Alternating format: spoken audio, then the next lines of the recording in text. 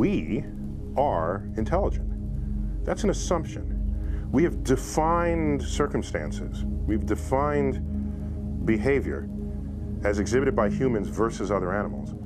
We've defined that to be intelligent, but would some other species make the same assessment? I think about this often.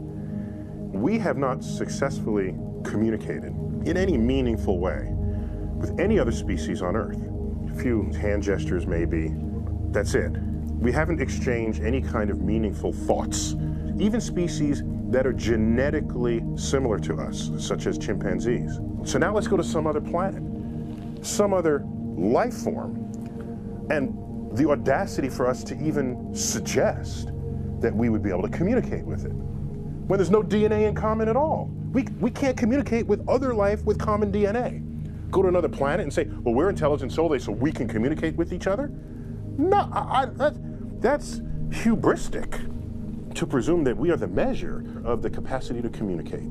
What I've noticed over the decades that I've paid attention to this, the other animals in the animal kingdom, whenever we presume some level of intelligence for them, further research shows that they're smarter than we ever thought, or cleverer than we ever gave them credit for being.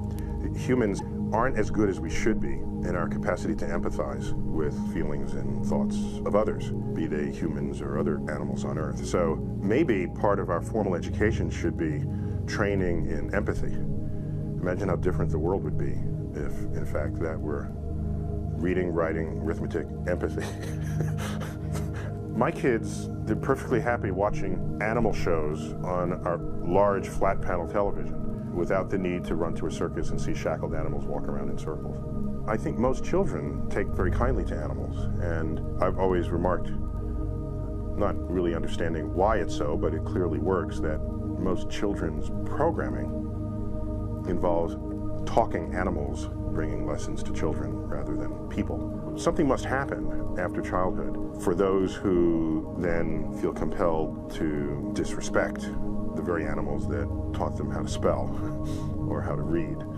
I spent a lot of my early life just trying to get into the head of a dog and try to understand their emotions. And I think that changed me for the better. Because every time I look at an animal, I just say, I wonder what they're thinking about. Animals, they behave in funny ways, and some of the highest hit YouTube clips are animals behaving in funny ways, usually in their interaction with their owners. I think that kind of exposure to the animal kingdom is a good thing, and people who separate themselves from that experience, that can't be good. Because then if you don't think about it, it's easy to then discount it or to not care. And we've already seen how humans behave when you've decided that you don't care. It's ugly.